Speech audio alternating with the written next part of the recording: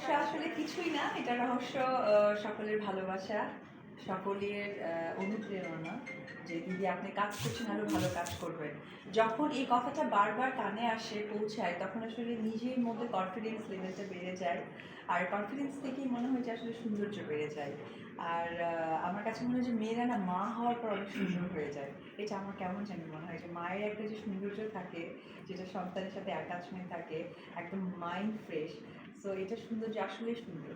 তবে ইন্ডাস্ট্রিতে রিউমার আছে যে শাকিব ভাইকে আসলে এই বিষয়টা খুব কঠিন একটা প্রশ্ন। এই বিষয়ে ওইরকম মন্তব্য আমার জানা নেই। যেহেতু যে দুজন আর্টিস্টের কথা বলা হলো, তারা কাজের জায়গাটা সৃষ্টি করতে হবে, একজন প্রযোজক বা গল্প সব কিছু মিলে এটা একটা বড় ক্যানভাসের ব্যাপার।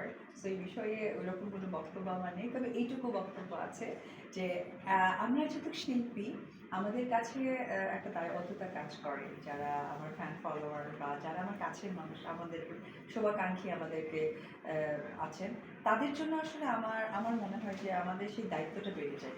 দায়িত্ব থেকেই আমার মনে হয় যে নিজেকে আরও ডিফারেন্টভাবে প্রেজেন্টেশন করা। আমাদের ইন্ডাস্ট্রিতে